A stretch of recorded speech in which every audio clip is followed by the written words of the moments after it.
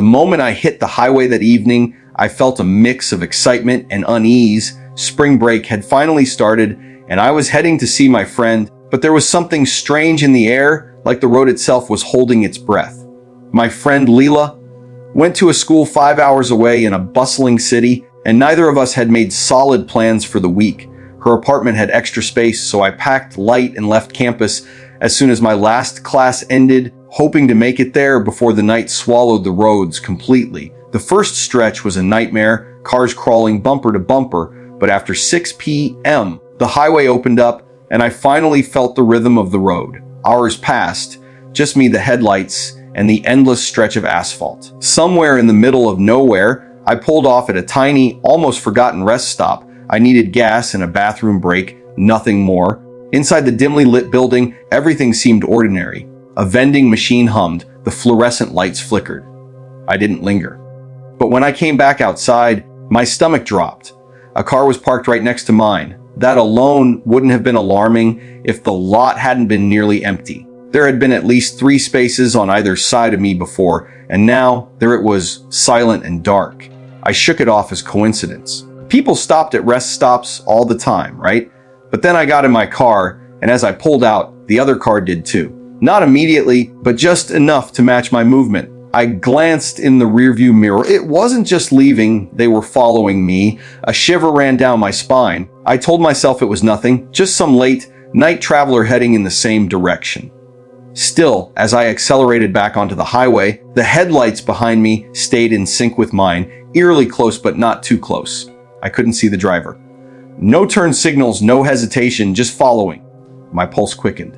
I tried speeding up, weaving slightly to see if it would pass, but every time I adjusted, it mirrored me. There was something almost deliberate about it, something that made my stomach tighten in a way that pure coincidence couldn't explain.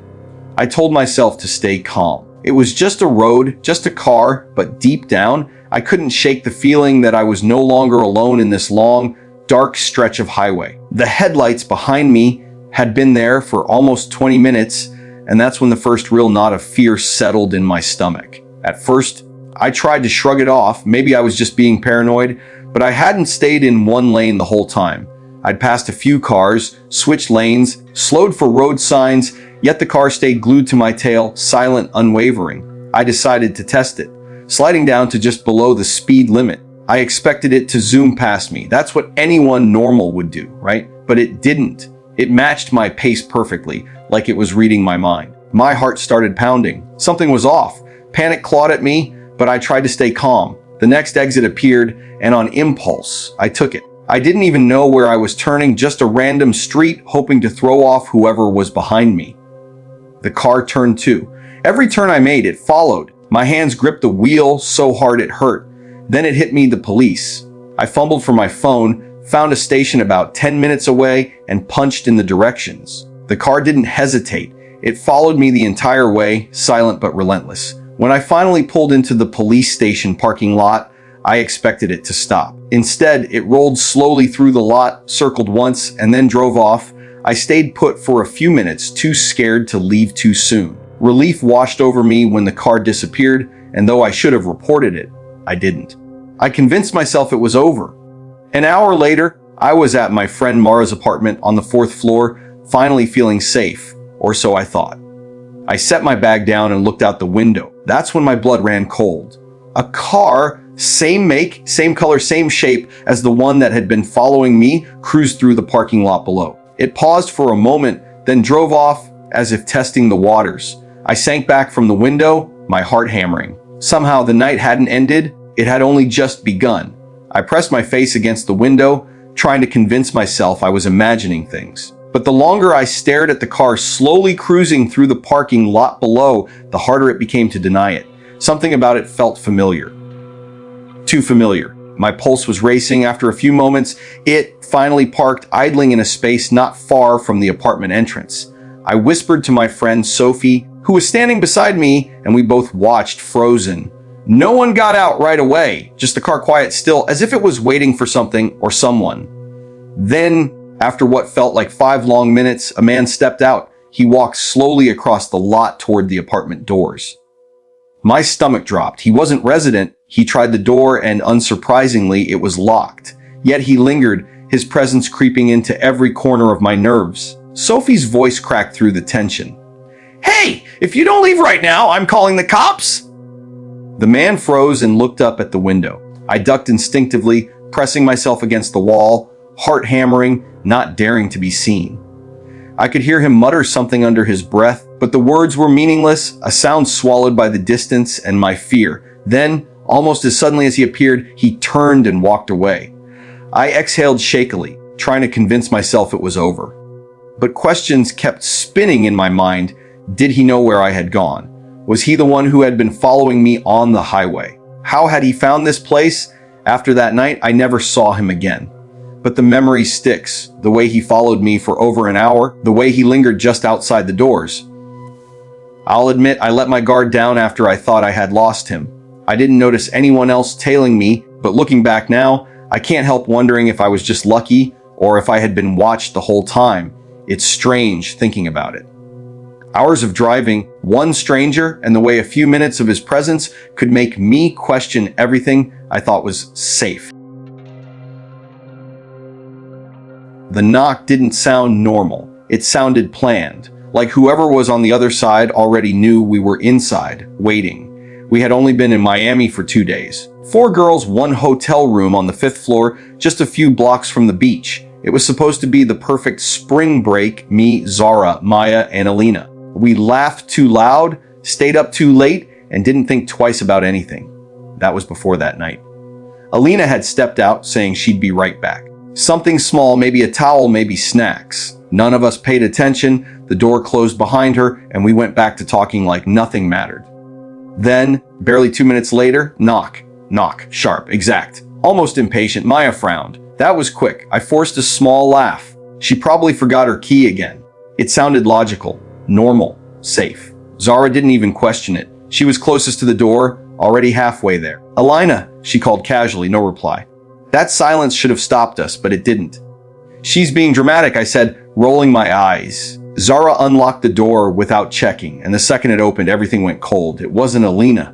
A man stood there, too tall, too still, his face half hidden in the dim hallway light. I had never seen him before, but the way he looked at us, it didn't feel like a stranger seeing us for the first time. It felt like he had already chosen us. No smile, no confusion, no words, just staring. Then he stepped forward, like he had been invited, like this was his room. For a split second, no one moved. My body froze. My brain couldn't catch up, but she reacted hard. She slammed the door with everything she had. Bay, Angie. The sound echoed through the room. We all jumped back, hearts racing, breath stuck in our throats. No one spoke. Not even a whisper. We just stared at the door, waiting. Seconds passed. Then more. Nothing. No footsteps. No knocking again. Just silence, the kind of silence that feels alive. I slowly walked toward the door, my legs weak, and looked through the peephole. The hallway was empty. Completely empty. Like no one had ever been there. And that's when the fear really sank in because Alina still hadn't come back. Anna slammed the lock hard and spun around, her eyes wide, staring at me like we'd both just seen a ghost. My heart was still hammering in my chest. What just happened? Sarah's voice cut through the silence as she hurried over, sensing the tension instantly. We all crept toward the door, one by one peeking through the peephole. But the hallway was empty. The man had vanished, like he had melted into the shadows. A few minutes later, Layla returned. She looked completely calm, holding a towel she'd gone to grab. "Was someone here?" she asked, shrugging. I didn't see anyone in the hallway. Maybe it was a mistake. But I shook my head. It didn't feel like a mistake. The way he had stared, the way he had stepped toward us without a word, it was deliberate. He wasn't confused. He knew exactly where we were. That night, nothing else happened. No knocks, no shadows outside the door. We tried to laugh it off, even making late night jokes about ghosts, but the unease lingered like a heavy fog. The next day, we spent hours at the beach, then wandered through the city until late. When we finally got back to the hotel around midnight, I was starving. Layla felt the same. I opened the Uber Eats app and placed an order, figuring it would be faster if I went down to pick it up myself. The lobby was almost empty when I stepped out. The fluorescent lights hummed quietly, casting long shadows across the floor. I grabbed the food from the counter and started walking back toward the elevators. And then I saw him, the same man. Tall, silent, staring at me from across the lobby. The place was practically deserted. How was he even here? My stomach dropped and my hands went clammy. I tried to stay calm and started walking faster. That's when I noticed he had begun moving too, following me. Every step I took, he matched. I reached the elevator and froze. Waiting for it could take too long, and he was closing the distance. My eyes darted down the hallway beside the elevator. The stairwell, a chance to put some space between us. I sprinted toward it, my pulse in my ears. Behind me, footsteps echoed slow, deliberate, matching my pace. It was just me and him now, alone in the hall. I reached the stairwell and yanked the door open, my hands trembling. The metal stairs felt cold beneath my fingers as I climbed 2 steps at a time, praying he wouldn't come after me. But even as I ascended, I couldn't shake the feeling that he was still there somewhere watching. I had barely made it up a couple of flights when I froze. The stairwell door below had creaked open. He was there, the man, tall, silent, relentless, following me. My stomach dropped, and my chest felt like it was trying to escape. I forced myself to move faster, taking 2 steps at a time. At first, I only heard him behind me, the faint scrape of shoes against concrete. But then, he started running, fast, heavy, deliberate. Panic surged. I ran, flight after flight, up past the 3rd, 4th, and finally the 5th floor. I didn't dare look back, even though every nerve in my body screamed to check. My hand clutched the key like a lifeline. I burst onto the hallway and sprinted toward our room, my breath jagged, heart hammering. The door was in sight, and suddenly I heard him behind me again, running down the hall faster than I thought possible. I fumbled with the key, shaking, but managed to unlock the door and slam it shut just in time. My body pressed against it, trying to slow my ragged breathing. Slowly, I inched to the peephole, and there he was, standing in the hall, staring at the door, calm this time, like he was thinking. And then he just walked away. I thought it was over. I was wrong. Hours later, dead asleep, I woke to a soft scraping sound. My eyes snapped open. The doorknob rattled. Someone was trying to get in. It was him. I knew it. The sound wasn't just the knob. He was trying to pick the lock, or worse. My blood ran cold. I bolted out of bed and pressed my eye to the peephole. There he was, silently crouched, tools in hand, waiting for me to make a move. I dialed 911 with trembling fingers, barely able to speak. Then I woke everyone up and called the front desk. Moments later, a hotel employee arrived, and the man vanished like smoke, melting back into the empty hallway. By the time the police showed up, he was gone. But the cameras told the story. He was on every security feed leading to and from the stairwell. The officers assured us they had a lead, but we didn't need the reassurance. We knew how close it had been.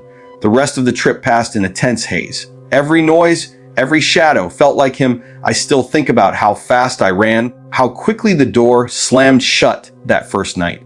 I shiver thinking about what could have happened if I'd hesitated for just a second. That man wasn't just a random intruder, he was something far more dangerous, and we'd been lucky to escape him.